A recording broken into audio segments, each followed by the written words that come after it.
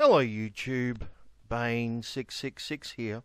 So today we are looking at an article by Zoe Williams called Jemma Beale lied about being raped but was sentenced by a flawed system. Now I would agree that the system is flawed, but not in the way Zoe is about to explain to us. When it comes to the legal system, women are in every way privileged, yet Zoe sees it differently. Surprise, surprise. False rape allegations are a serious crime. But the way offenders are dealt with reflects a legal process in which men are the norm and women the deviants. The deviant? Well, yes, in a way, if you mean men are twice as likely to be sentenced for the same crimes committed by women and get 63% longer sentences on average, then yeah, women are the deviation from the norm because they are treated more lightly. Next. There are no winners in the case of Jemma Beale, the 25-year-old woman given a 10-year sentence this week for a series of false rape allegations. She reported 4 separate incidents, between 2010 and 2013, claiming she had been sexually assaulted by 6 men and raped by 9, all strangers. One of the accused was convicted and serving a 7-year sentence when he was exonerated on appeal in 2015. South Crown Court found Beale guilty of 4 counts of perjury and 4 counts of perverting the course of justice. The prosecution described her life as a construct of bogus victimhood. If this were fiction, one's next question would be about Beale's mental health. Plainly, no one turns their life into a construct of bogus victimhood for fun. Okay, so this is an interesting question. Why do some people make false allegations of rape? I see there being 4 main categories. Number 1, mental illness. I've long suspected that there might be a connection between Munchausen syndrome and some false rape claimants. In case you don't know what Munchausen syndrome is... Munchausen syndrome is a rare type of mental disorder in which a person fakes illness.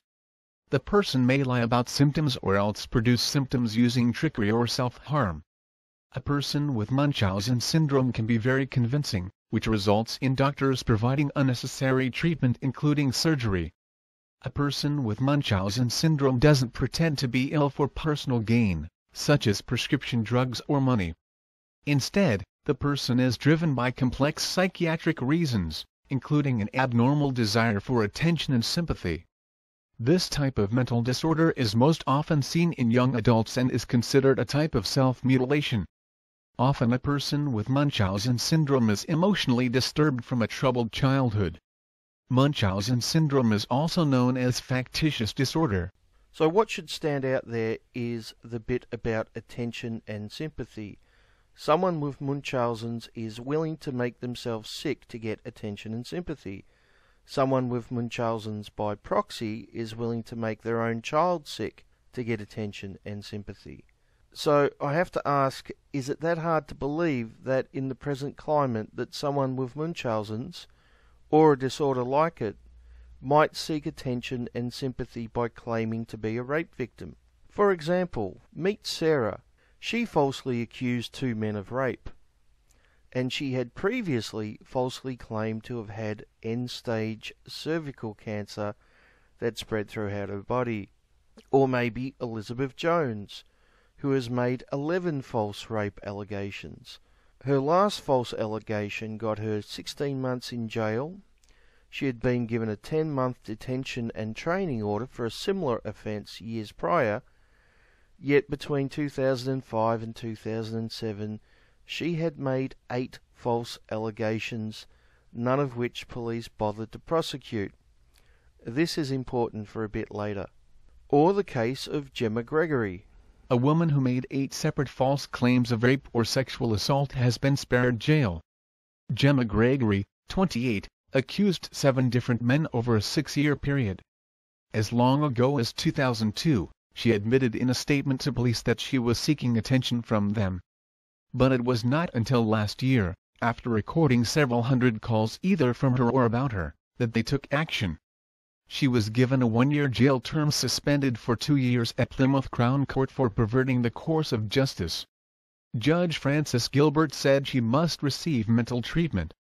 Her latest offense was in May when she rang police to say she had been raped at her home. She stuck to her story in a video interview 3 days later despite being warned she would be prosecuted if it was another lie. Now, I'm not a mental health professional, and I don't know the mental health history of these women, but this is clearly not normal behaviour, and something like Munchausen's would go a long way to explain it. And no doubt there is most likely many other mental health issues that might cause someone to make a false allegation. But let's go on to reason number 2. Number 2, false allegations as revenge. Women, just like men, are capable of seeking revenge against an ex-partner, although often they have the system on their side, unlike men. We all know of cases where mothers have purposely prevented fathers from seeing their kids out of spite, and I have 2 friends who have had false AVOs filed against them. Neither of these guys had ever been violent during or after their relationships, nor had either of them ever threatened violence. So there is no doubt that some women are willing to use the system for revenge. But would someone make a false rape claim for revenge? Let's look at a couple of examples. There is the case where a woman accused her boyfriend of rape after an argument on Facebook over her alleged infidelity, or feminist Judith Grossman's son who was accused by an ex-girlfriend at a university. Or I could mention Ghomeshi in Canada, or the case where a university student was falsely accused because he didn't date a woman he had slept with. In September 2014, Jian engaged in sexual activity with a woman identified in court documents simply as Jane Doe. The two had slept in Jian's bed previously, but on this particular night, they engaged in sexual activity. The woman twice left the room to use the bathroom, passing the resident assistant's room on the way. Jane also returned to sleep in Jian's bed the following night. She proceeded to send him texts for several weeks about their relationship, which Jian largely ignored. 2 months later, the Education Department's Office for Civil Rights announced Allegheny was under investigation for violating Title IX and not adequately supporting sexual assault accusers. The day after this announcement was made, Jane saw Jian at a party with another woman and was informed the latter was his girlfriend. She made her accusation against Jian a few days later, claiming he had sexually assaulted her back in September. Or the case of Corey Lynn Osecki. Corey Lynn Osecki was arrested and charged with false report, falsely incriminate another. Osecki reported to police that she was sexually assaulted by a former boyfriend on January 31st and February 1st, according to an affidavit of probable cause. Osecki was transported by ambulance to the hospital for evaluation and completion of a sexual assault kit, police said. During a subsequent interview in June, however, Osecki admitted to police that she made up the rape allegations against her former boyfriend because she wanted to get back at him for spreading rumors about her, according to court documents. So revenge is a clear motive in some cases. Robert no longer deletes his ex-girlfriend's texts. They provide evidence to help him stay out of prison.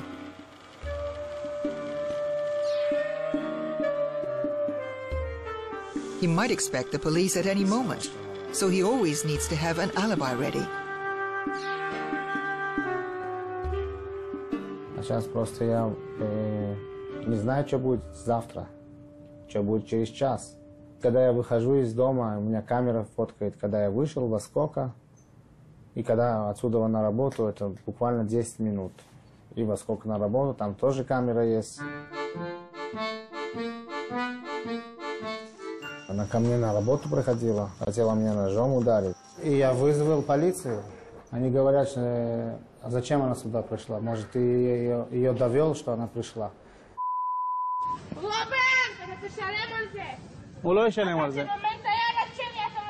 For Robert's ex-girlfriend, emotions still run high.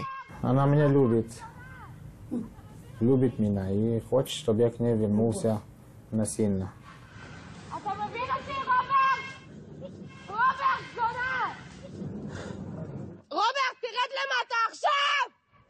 Это мщение. Она мстит, но не любит она его. Она его снова к себе притягивает, вы понимаете, специально. Он придет, она раз миштору его и опять в милицию.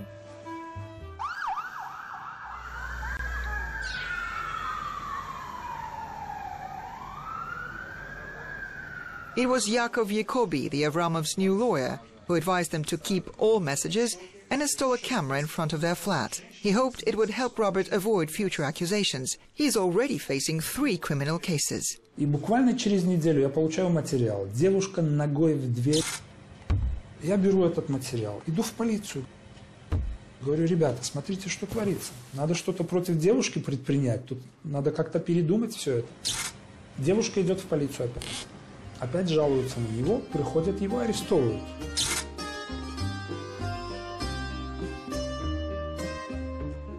И вот такой какой-то заколдованный круг. Но нельзя же каждого человека так арестовывать каждые 2 недели, каждый месяц заново. 3. False allegations as an excuse. These are cases where a false allegation is used as an excuse. For example, Jessica Gore claimed to have been raped to cover up a 6-year affair. She made this claim 4 weeks into her marriage. She was given an 8-month suspended prison sentence. I'm shocked. I really am. Or Nicola Osborne, who made a false allegation after a one-night stand. She was worried her husband might find out. Or Kelly Harwood. A woman has been jailed after falsely accusing her friend's son of raping her. Kelly Harwood, 43, had drunken consensual sex with a 30-year-old on a camp bed set up in her friend's kitchen. But she felt guilty when they stopped because she realized she had betrayed her friend. She called the police and lied to officers by claiming that she had been raped at the property in Aberdeen. Her victim was subjected to an intrusive medical examination and interviewed under caution. Harwood eventually admitted she had not told the truth when she was questioned again 2 days later. She was charged with wasting police time on May 7 last year and admitted the offense when she appeared in court. Sentence was deferred until yesterday at Aberdeen Sheriff Court and she was jailed for a year. Or Rhiannon Brooker, who accused an ex-boyfriend because she needed an excuse for failing her exams. He spent 37 days in jail before being cleared. Or the case of 2 drunken students who performed sex publicly while being photographed. The female was embarrassed the next day and cried rape, despite clear evidence that she was encouraging and enjoying the sex. It seems covering up their own actions is more important to some accusers than the lives of the innocent men they accuse. 4 months ago, a story hit the news and shocked the nation. It happened on a Sunday at 3 a.m. An 18-year-old freshman at Hofstra University was tied up in a men's bathroom stall where 5 men raped her. That day, she said she met Jesus Ortiz at a party held on campus. Police say that Ortiz stole her cell phone as a way to lure her back to the dorm, where she says 4 other men were waiting, ready to tie her down and rape her. 4 men were charged with 5 counts of rape, and police were looking for a 5th man. The 4 men pleaded not guilty and were held on a $500,000 bond. If convicted, all faced up to 25 years in prison. A few days later, she recants her story. The suspects were released and the charges were dropped. The 18-year-old freshman later told officials the sexual encounter was consensual. We have 3 of those men that were charged and held. Let's meet them now. Jesus, Stalin, and Arvin.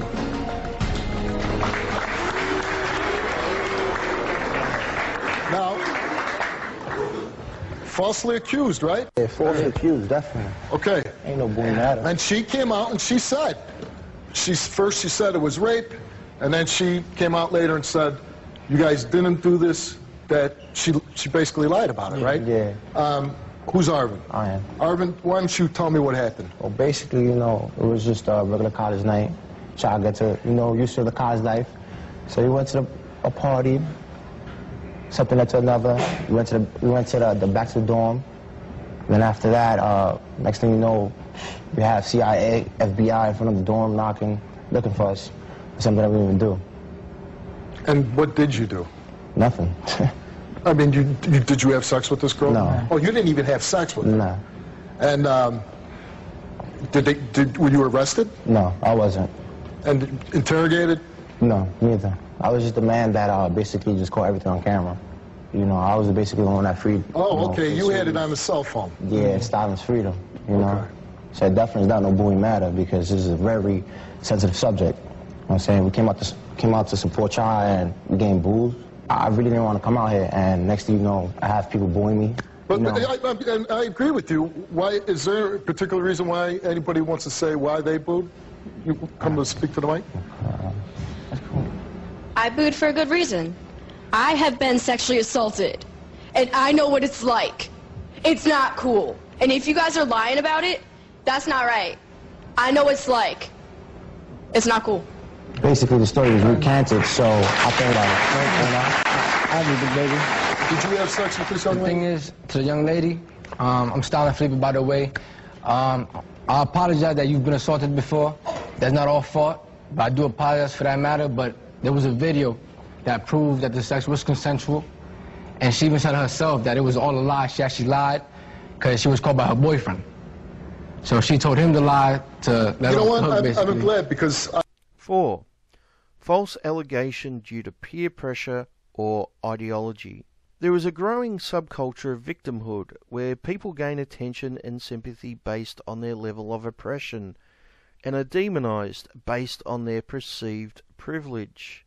This dynamic has led to some people making false allegations to fit in, or making false allegations due to peer group pressure and groupthink. At Princeton University, a female student who was an alleged victim of an earlier rape and a sex assault victim advocate falsely accused a man of rape at a Take Back the Night rally, and her friends started a gossip campaign against the man she accused. But after her accusation became public and a formal investigation of her complaint turned up nothing, she printed a retraction in the campus newspaper, the Daily Princetonian, which is available online. I think it deserves to be quoted at length. She says, "I wish to make the community aware that some of the statements I have made recently on the editorial page of the Daily Princetonian and at the Take Back the Night March have been incorrect.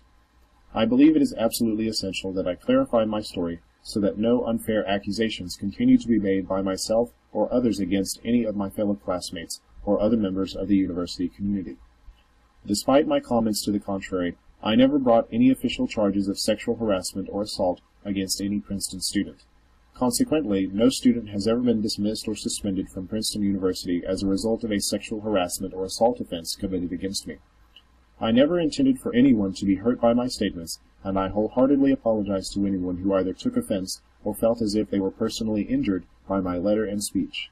Rather than attempting to achieve any type of revenge toward my alleged assailant, I made statements in the Daily Princetonian and at the Take Back the Night March in order to raise awareness for the plight of the campus rape victims. Although I want sympathy and support for my fellow victims, I do not want to create an uncomfortable academic or social environment for any other Princeton University student. Because of these comments, a certain individual has been wrongly accused and is being pursued for a crime he did not commit. Although I have never met this individual or spoken to him, I would like to utilize this public forum to specifically apologize to him. In fact, the student I identified as my assailant in conversation with many members of this community was not the person who raped me. He coincidentally left Princeton on his own accord around the time I was raped, but his leaving the university for personal reasons and my rape are completely unrelated. I urge students who are knowledgeable of this situation to cease blaming this person for my attack. In several personal conversations, and especially at the Take Back the Night March, I have been overcome with emotion. As a result, I was not as coherent or accurate in my recounting of events as a situation as delicate as this demands. I hope this letter definitively clarifies all questionable aspects of my story. 2 years ago, I made the decision not to prosecute the true assailant. Now I do not have the right to make unfounded statements about others. Therefore, I once again apologize to any individuals who have been personally injured or verbally attacked as a result of my statements.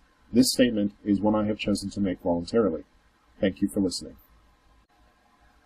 Well, we do have to give her some credit for coming clean.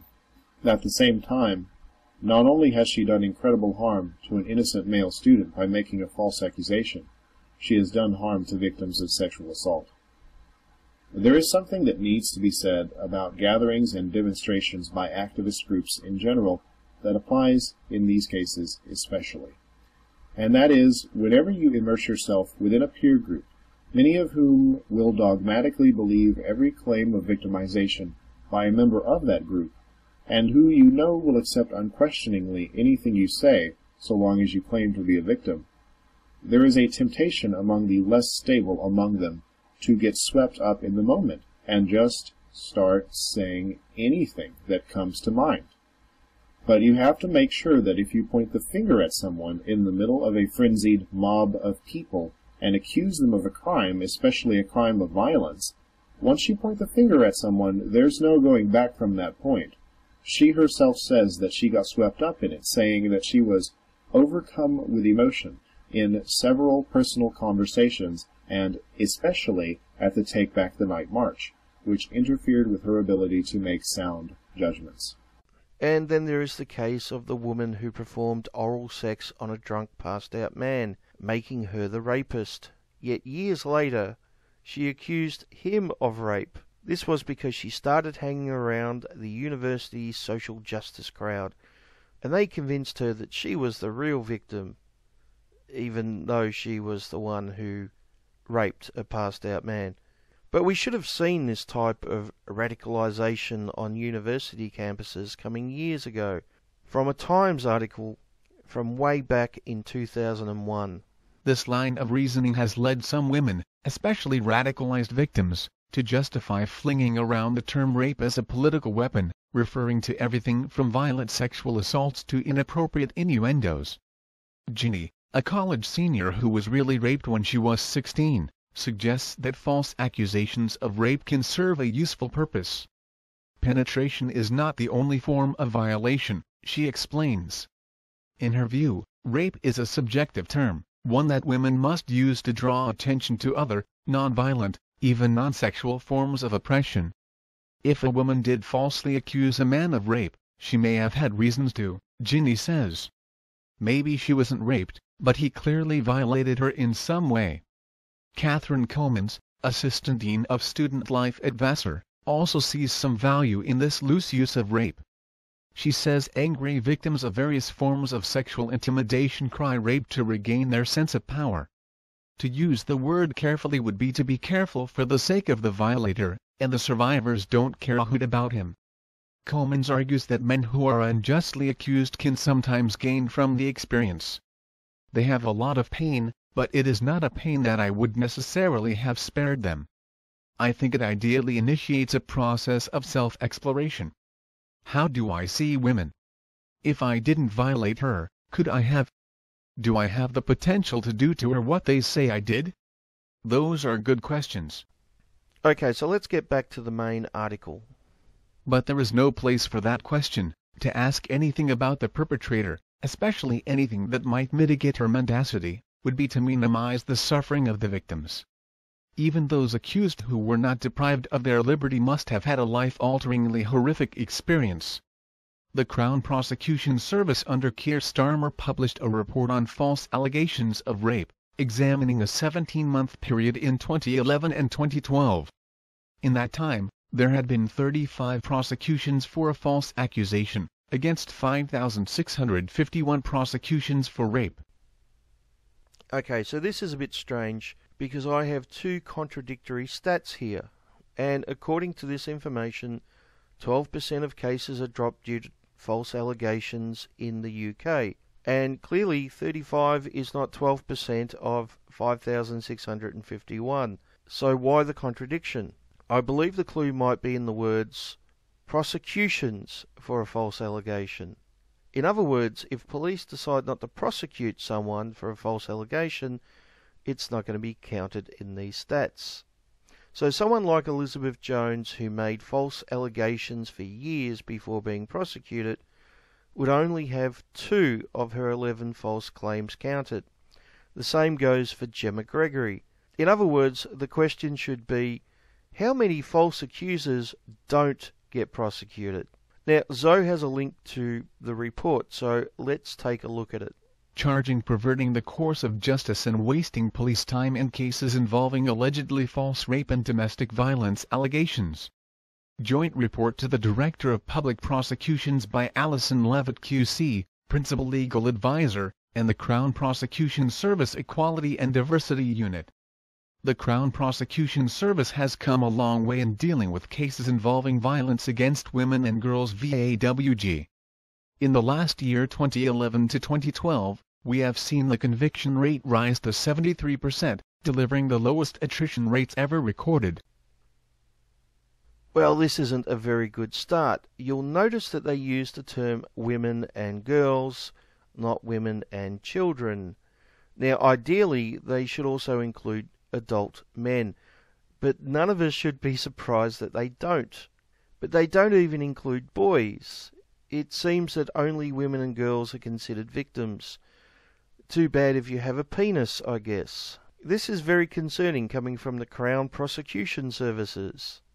But it gets worse. In recent years, both the police and prosecutors have put a great deal of effort into improving the way we investigate and prosecute sexual offenses. The results of the changes and improvements which have been made are encouraging.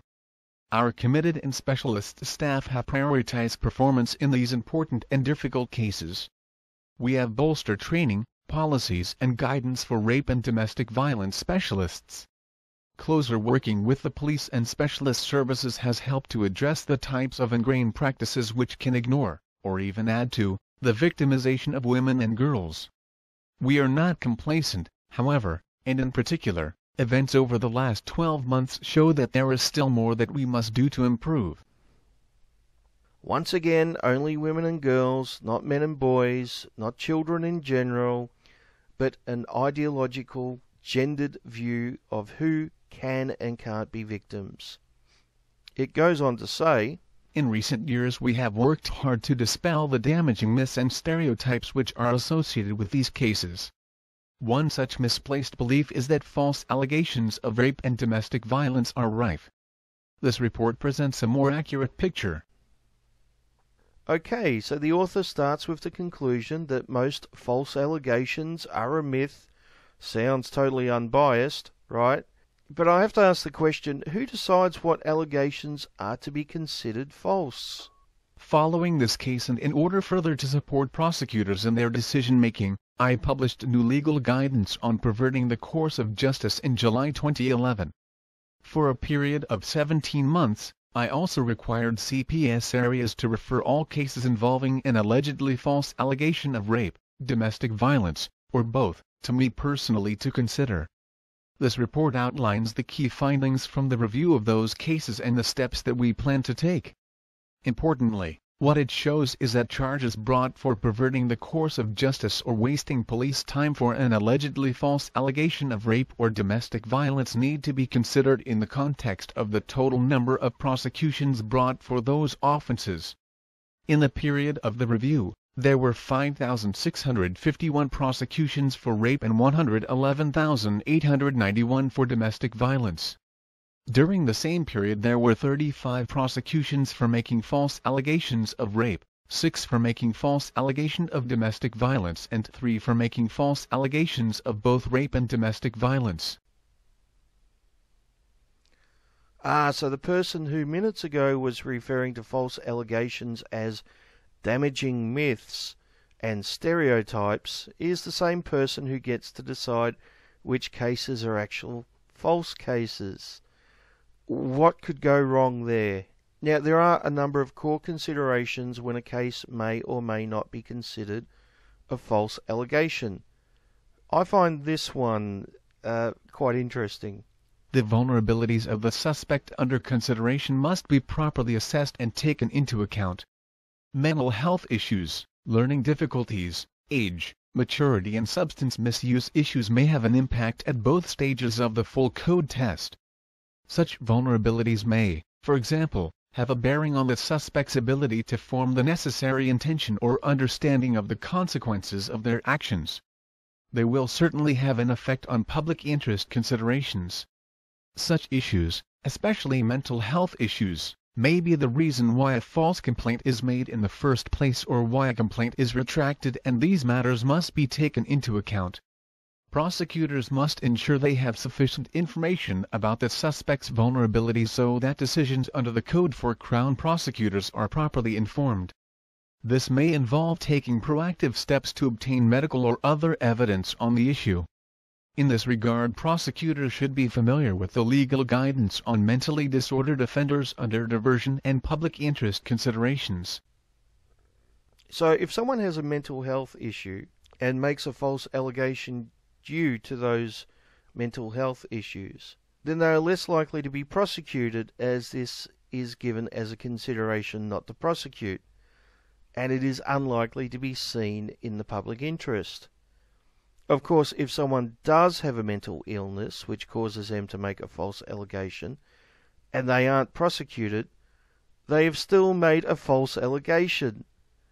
But of course this wouldn't be included in the report's statistics, would it?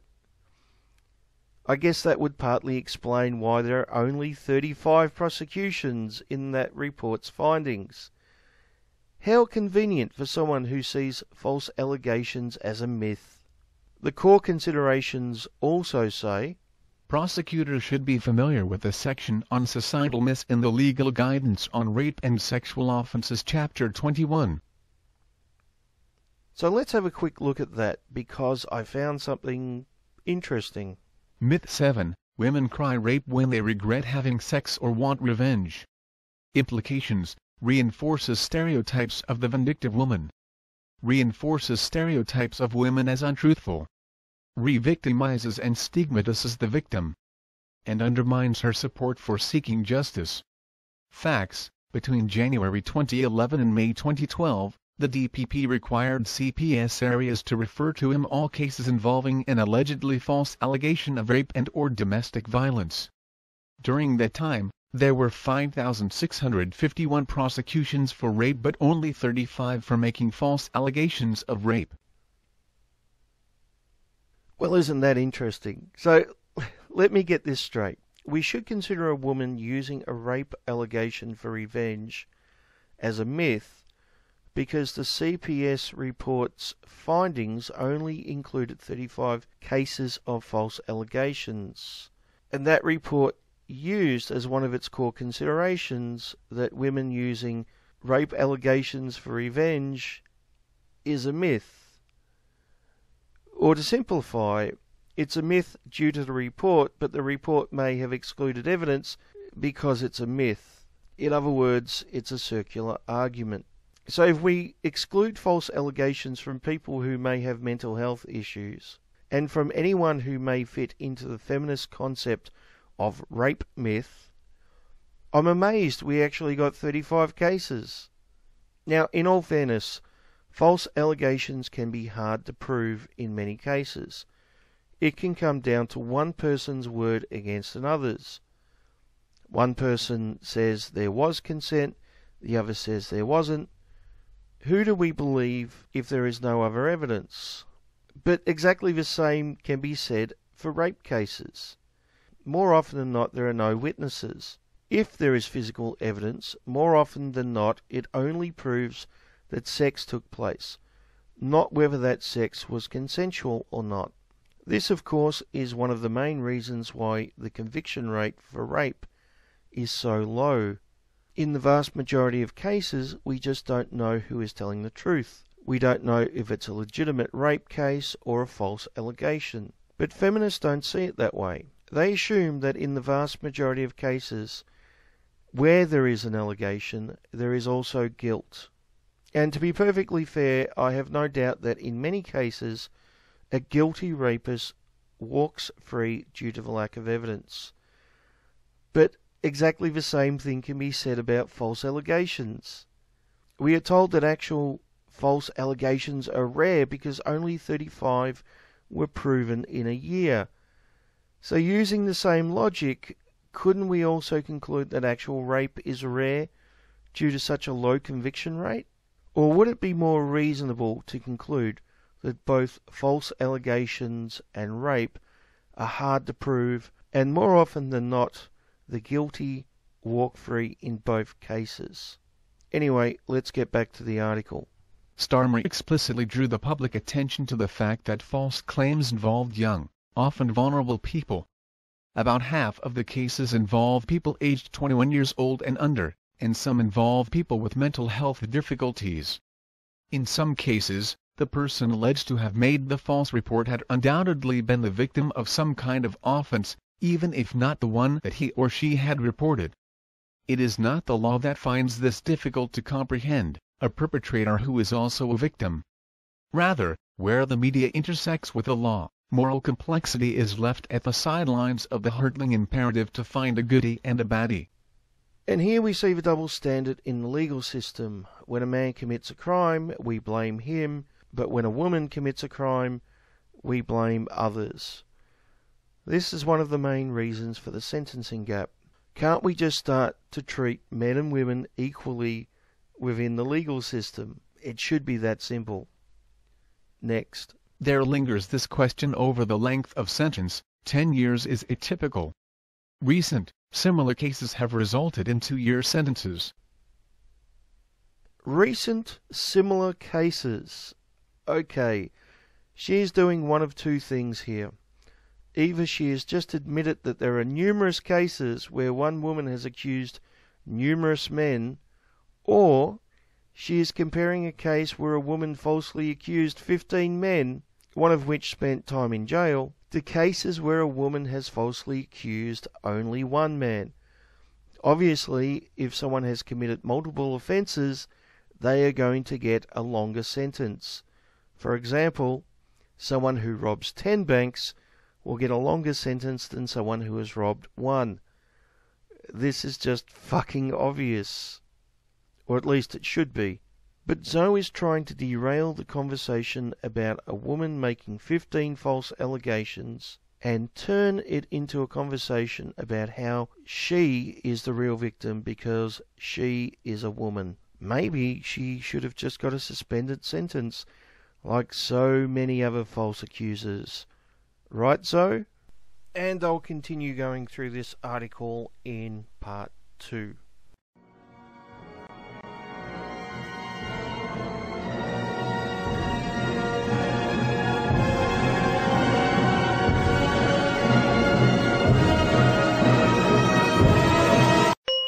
Liberals used to be the party of due process. They used to care about legal rights for the accused.